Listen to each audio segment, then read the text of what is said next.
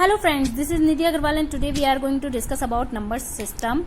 It's a last exercise of this chapter. Okay, so it's exercise 1.6. So start करते हैं हमारा आज का last exercise. Okay, first question है हमारा, ये टर्म दी रखी है हमें और इसको सॉर्ट आउट करनी है. ओके, 64 की पावर 1/2 दी रखी है. अब हमें इसकी फैक्टर निकालने हैं और फिर इसकी पावर 1/2 से इसको मल्टीप्लाई करना है. किस तरह से करते हैं वो देखते हैं हम इसको किस तरह से कर सकते हैं.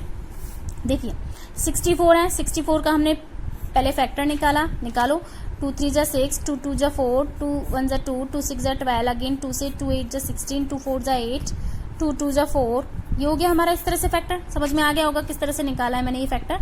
ओके, 2 से हम डिवाइड करते चले गए और 2 से सारे फैक्टर्स निकल गए. ओके, अब हम किस तरह से करेंगे इसको. 64 है, अब 64 कितने 2 है, इसमें 2 कितने टाइम जाएगा. ओके, तो अब इसमें देखते हैं कि 2 है, 2 कितने टाइम है. 1 2 3 4 5 6, 1 2 3 4 5 6 टाइम आया है. तो अब क्या करेंगे हम. ओके, तो अब 2 की पावर कितने हो गया. 6 टाइम काउंट किया तो कितना आ गया. 2 की पावर 6 आ गई और ये अलग से जो पावर आई है 1/2 है. ओके, अब इसमें एक चीज बताती हूँ, जो ये 2 की पावर 6 आई है, ये 6 इस हाफ में क्या होगी, मल्टीप्लाई हो जाएगी. तो किस तरह से बनेगी. 2 है, इसकी पावर 6 से 1/2 से मल्टीप्लाई हो गई तो क्या बन गई. 2 6/2 बन गई. 6 1 जा 6 और 1 ये, तो 2 1 जा 2 हो गई. ये इसकी पावर इस तरह से बन गई. अब देखो इसको आगे कैसे करेंगे. 2 6/2 को कैसे करा. 2 1 जा 2, 2 3 जा 6, 3 टाइम गया. अब 2 की पावर 3 क्या होता है. 2 × 2 दैट इज मीन 2 4 जा 2 2 जा 4, 4 2 जा 8. ये इसका आंसर है और ये इसी तरह से हमें करना है.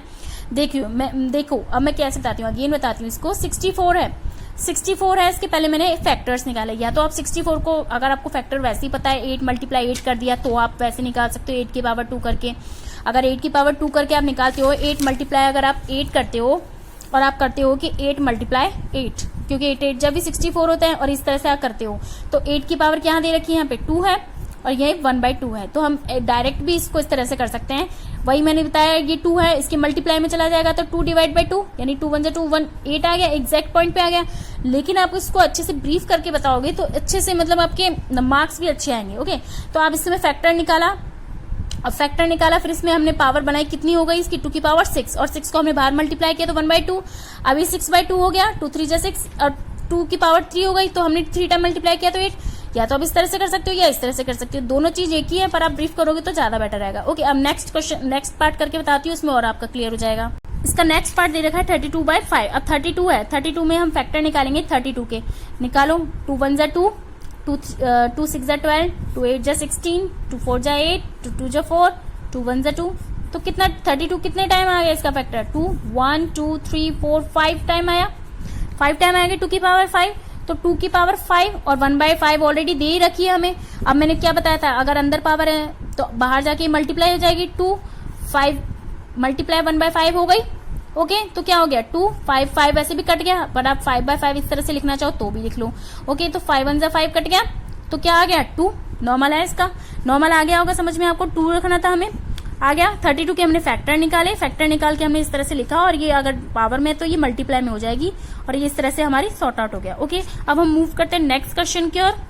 देखो अब नेक्स्ट क्वेश्चन भी हमारा कुछ इस तरह से ही है. इसमें भी हम 9 है और 9 की पावर 3/2 है. इसके हमें फैक्टर निकालना है तो किस तरह से निकालोगे.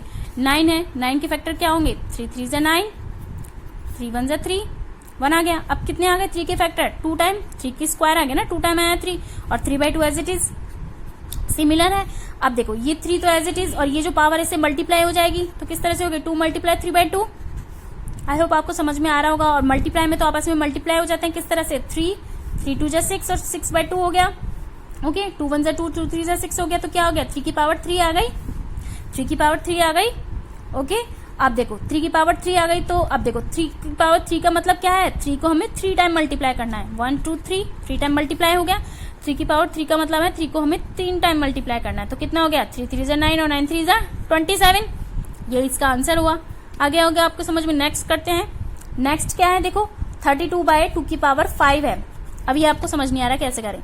अब वही फैक्टर निकालेंगे 32 के फैक्टर निकालो. 2 1 जा 2, 2 6 जा 12, 2 8 जा 16, 2 4 जा 8, 2 2 जा 4, 2 1 जा 2. कितने टाइम आया 2 3 4 5 टाइम आया. 5 टाइम आ गया और ये 2 की पावर 5 एज इट इज है. अब 5 है, मल्टीप्लाई में उधर जाके इस पावर को हम मल्टीप्लाई कर देंगे. तो मल्टीप्लाई करो 5 × 2/5. अगर आप करना चाहो अब आप करना चाहो तो डायरेक्ट भी आप 5 से 5 काट सकते हो, 5 से 5 काट दो, 5 1 जा 5 कट गया तो 2 की पावर 2 रह गई। और अगर आप 5 2 जा 10 करके 5 2 जा 10 करना चाहो वैसे कर लो। ओके, तो अगर आप वैसे कर लोगे तो ये सिंपली हो जाएगा, क्योंकि अब आप 9th क्लास में हो तो इजीली आ गया होगा कट करना। तो 2 2 जा, अब 2 की पावर 2 का मतलब क्या है, 2 हमें 2 टाइम मल्टीप्लाई करना है, तो 2 2 जा कितना हो गया 4।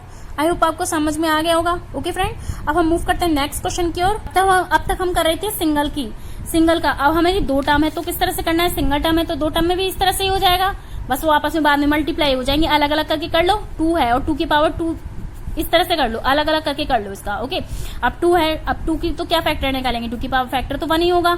अब 2 का फैक्टर तो इसी तरह से आ गया।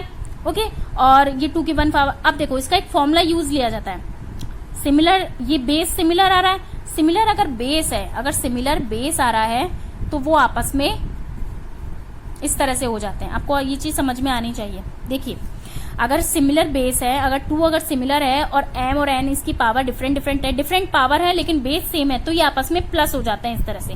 जैसे हमारे पास 2 की पावर 2/3 है और 2 की पावर 1/5 है, तो ये आपस में बेस क्या है, सिमिलर है, दैट इज मीन 2 तो एज इट इज रहेगा, लेकिन ये जो पावर है ये आपस में प्लस हो जाती है। ओके, तो प्लस हो गई 2/3 प्लस 1/5 कर सकते हैं ऐसे। ये एक फॉर्मूला है, आपको लर्न करना पड़ेगा ये। ओके, जिसमें अगर बेस सेम है लेकिन पावर डिफरेंट है तो हम इस तरह का फॉर्मूला लगाते हैं। ओके, तो बेस सेम है और पावर डिफरेंट है तो हम इस तरह से लगा लिया। आगे समझ में। अब इसको कैसे करेंगे, 2, अब ये 2/3 नॉर्मल हम एलसीएम लेते हैं, इस तरह उसी तरह से करेंगे। तो 2, अब ये एलसीएम क्या आएगा 15, 3 5 जा 15 5 टाइम, 5 2 जा 10 प्लस 5 3 जा 15 3 टाइम आ गया, तो 2 की पावर कितनी हो गई 13 हो गई, 13/15।